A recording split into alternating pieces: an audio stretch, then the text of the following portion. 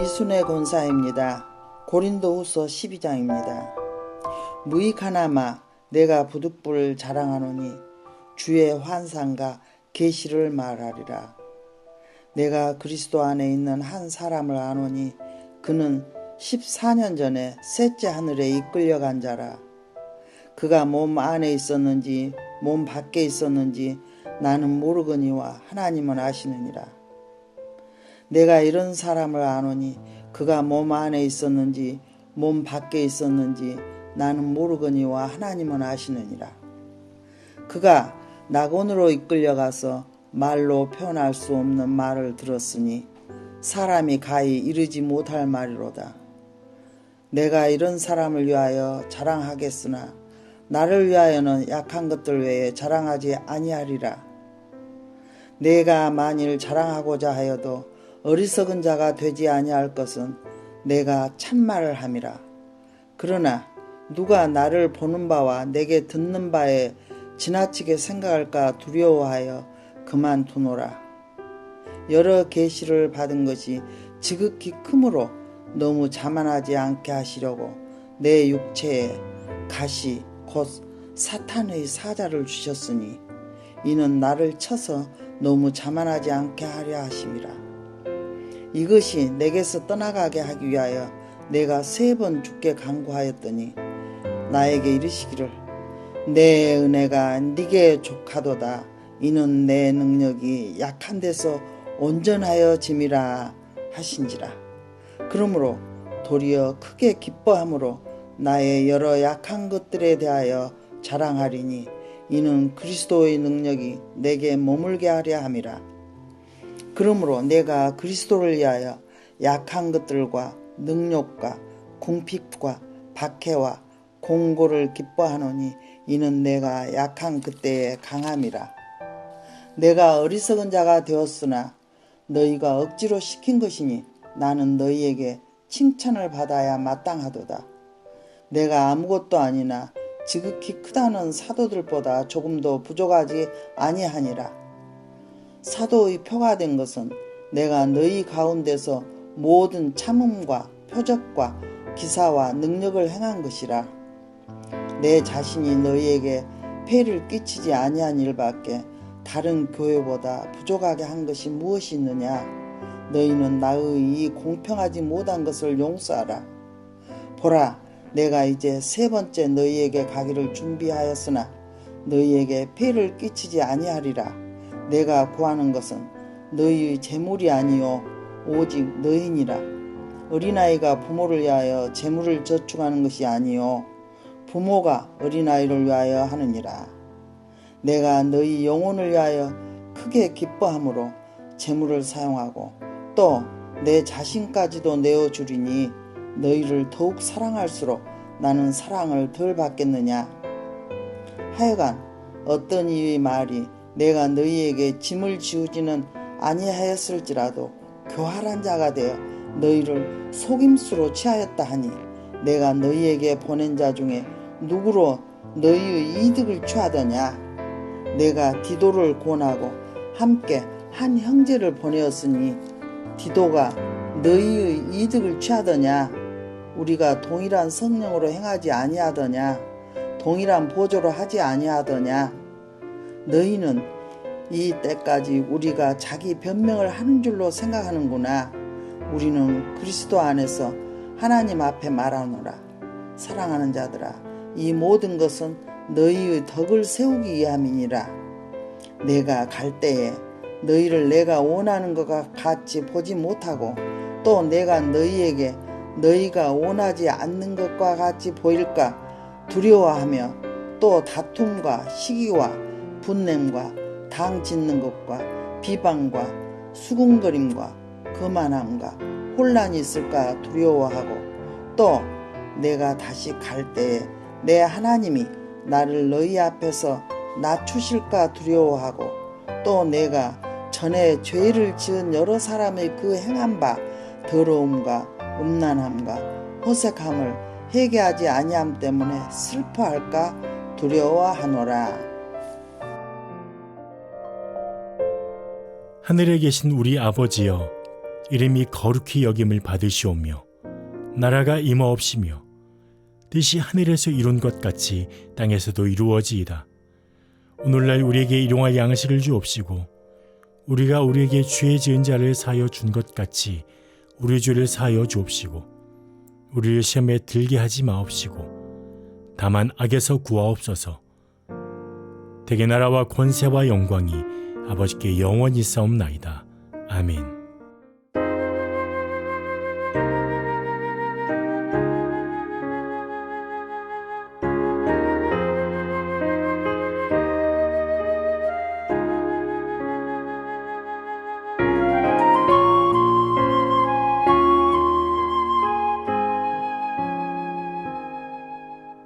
예수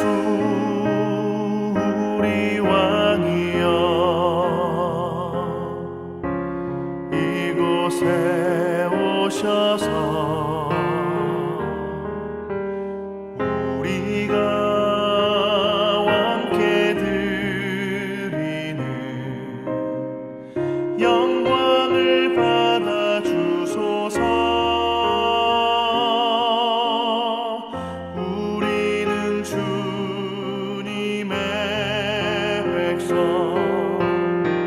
주님은 우리 왕이라 왕이신 예수님 오셔서 좌정하사 다스리소서.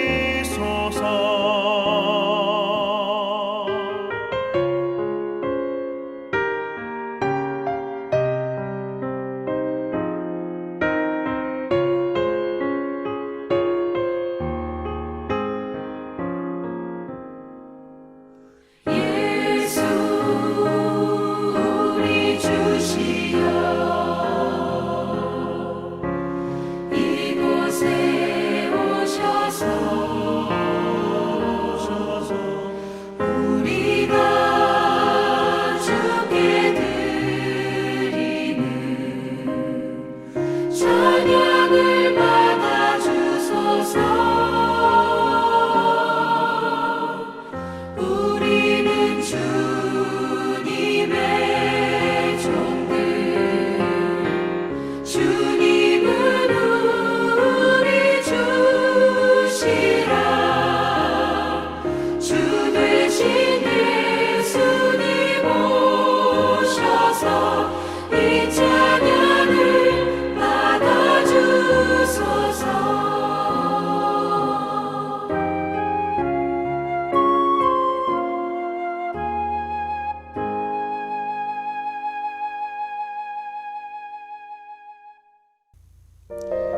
오늘 함께 나눌 말씀 누가복음 2장 11절에서 12절 말씀입니다.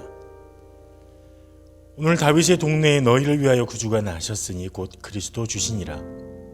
너희가 가서 강보에 쌓여 구유에 누워있는 아기를 보리니 이것이 너희에게 표적이니라 하더니 1998년 대낮인 오후 1시에 집에 혼자 있던 주부 A씨가 성폭행을 당했습니다. 그리고 거기서 끝나지 않고 목젖을 이어 살해당하는 사건이 일어났습니다. 범인은 A씨의 남편 체크카드로 151만 원을 뽑은 뒤 자취를 감췄습니다. 이 당시에 사건을 담당했던 도봉경찰서가 발칵 뒤집혔습니다. 강력팀이 꾸려졌고 수사를 시작했습니다. 하지만 이 범인의 단서가 잘 나오지 않았습니다. 남겨진 것은 범인의 DNA와 혈액형 그리고 현금 입출금기 폐쇄회로 CCTV에 있는 이 범인의 흑백 사진이 전부였습니다. 이 당시에 이 수사팀의 막내로 투입했던 이 경위 한 분도 선배들의 심부름하며 수사를 거들었지만 결국 이 사건은 범인을 잡지 못한 채 미제로 끝나게 됐습니다. 이 팀이 해체된 지 그리고 16년이 흘렀습니다. 이 당시에 막내였던 이 김경위는 2016년도에 살인사건을 전담하는 이 광역수사대 팀에 배치가 됐습니다. 그리고 나서 18년 동안 지갑에 넣고 다녔던 이 18년 전의 CCTV 이 살인사건 용의자의 사진을 꺼내들었습니다. 범인이 당시에 20대였다 이렇게 판단을 하고 1965년부터 75년 사이에 출생자 중에서 강력 범죄 전과자들 또 동료들을 전수조사해서 한 8,000명 정도를 추렸습니다. 그리고 사진과 혈액형을 일일이 대조하면서 용의자 125명을 뽑았고 또 그 위에 우선순위 10명을 정했습니다. 18년이 흐른 사건을 계속해서 뒤쫓고 있었습니다. 그러다가 이 DNA 대조를 할 수 있는 사람이 나타났습니다. 한 아파트에 버려진 범죄 현장의 담배꽁초로 인해서 그것을 수사한 결과 DNA가 이전과 일치했다. 1998년도의 사건과 일치하는 DNA다. 이렇게 나왔습니다. 18년이 지나서 1998년도의 사건은 2016년도 10월에 드디어 잡히게 됐습니다. 이 DNA를 대조할 수 있게 해주는 이 중요한 단서, 중요한 증거, 이것이 이 사건의 열쇠이자 핵심이었습니다. 물론 이곳에는 김경위의 끈질긴 범인을 향한 집착, 노력, 사건 해결에 대한 이 열정이 있었겠죠. 증거가 참 중요합니다. 증거라는 것은 무엇이냐면 어떤 사실을 증명할 수 있는 근거, 이렇게 말합니다. 증거는 사건에서 가장 중요하고 가장 강력한 것입니다. 근데 오늘 우리는 본문에서 가장 정확하고 명확하고 강력한 구원의 증거를 만날 수 있습니다. 목자들이 밤에 양떼를 지키고 있을 때 천사들이 나타납니다. 그리고 온 백성들이 크게 기뻐할 소식, 예수 그리스도의 나심을 전해줍니다. 그런데 여기서 조금 의아한 표현을 씁니다. 12절에 보면 너희가 가서 강보에 쌓여 구유에 뉘어있는 아기를 보리니 이것이 너희에게 표적이니라 하더니 라고 말하고 있습니다. 표적, 그러니까 증거라는 말을 사용합니다. 증거. 모든 백성을 구원할 구원의 큰 증거라면 이 증거 또한 커야 되지 않겠습니까? 뭔가 위대하고 구원의 증거로서 다른 사람들에게 보였을 때 모두가 동의할 만한 그런 것, 그런 위대한 것 또는 어떤 사건, 그런 것이었으면 좋았을 텐데, 또는 오늘 천사들이 나타났던 것처럼 천사들이 백성들에게 나타나거나 또 천군 천사가 모든 사람들에게 공개적으로 구원의 선포를 하거나 그랬으면 좋았을 텐데, 오늘 천사들이 이야기해 준 증거는 그런 게 아니었습니다. 그 구원의 표적은 그게 아니었습니다. 바로 구원의 표적은 구유에 뉘어있는 아기 예수님이었습니다. 숙소도 찾지 못해서 말이 태어나는, 말이 사는 곳, 이 마구간, 그리고 말의 밥통, 구유, 그곳에 눕혀있는 이 아기 예수님이 구원의 표적이자 증거라고 하는 것입니다. 하나님의 구원의 증거가 강력하게 표현되거나 거대한 것으로 표현된 것이 아니라 평범함에도 모자라서 비천한 곳에 태어난 예수님을 바로 구원의 표적이요 구원의 증거라고 말하고 있습니다. 여기서 오늘 말씀을 통해 우리가 알아야 할 것이 있습니다. 그것은 구원은 자꾸 모자란 듯이 보일 수 있습니다. 하지만 능력 없이 보이는 이 구원은 결코 작거나 능력이 없지 않다는 것입니다. 구원은, 생명의 능력은 예수님에게 있기 때문입니다. 며칠 전 저희 어머니와 통화하면서 이런 이야기를 나눴습니다. 요즘 사람들에게 예수님을 전하는 게 점점 힘들다. 또 예수님 이야기를 하면, 교회 이야기를 하면 사람들이 참 많이 비난한다. 그렇습니다. 코로나19 상황에서 많은 사람들이 또 교회를 비난하는 뉴스들이 참 많이 나옵니다. 그래서 우리는 움츠러들죠. 교회에 와서 예배를 드릴 수 없는 상황에서조차 우리는 누구를 전도할 수 있다는 말인가? 예수님을 전해도 예배당에 갈 수 없는데, 이런 마음을 가지고 우리는 작아지고 또 포기하고 예수님을 전하는 것을 잊어버리기까지 합니다. 나에게는 구원의 능력이 없어 보입니다. 세상 사람들은 내가 전하는 복음에 관심도 없을 것 같고 오히려 비난할 것 같습니다. 그래서 두렵습니다. 하지만 그렇지 않습니다. 예수님은 하나님이시지만 사람의 몸을 입고 이 땅에 비천하게 오셨을 뿐만 아니라 누구도 구원의 표적이라고 인정할 수 없을 정도의 그 비천한 상황, 아기의 몸으로 마구간에서 말 구유에 누워있는 그런 상황. 그런데 하나님은 이 상황에 대해서, 전사의 나타남도 외침도 없는 이 상황에 대해서 바로 이것이 증거이자 표적이다, 이렇게 말씀하고 있는 것입니다. 복음은 큰 것이 아닙니다. 복음은 오히려 작은 것입니다. 복음은 거대한 것이 아닙니다. 복음은 오히려 작습니다. 하지만 이 복음에는 생명이 있고 능력이 있다는 사실을 알아야 합니다. 누가복음 13장 21절에 예수님께서 말씀하시죠. 하나님 나라는 마치 여자가 가루 서말 속에 갖다 넣어 전부 부풀게 한 누룩과 같다. 누룩이 작습니다. 영향력이 없을 것 같습니다. 하지만 이 누룩에는 생명이 있어서 이 효모가 밀가루 속에 들어가면 모든 밀가루의 이 상태를 변하게 한다는 것입니다. 우리는 교회는 너무 초라해 보입니다. 초라해져 보입니다.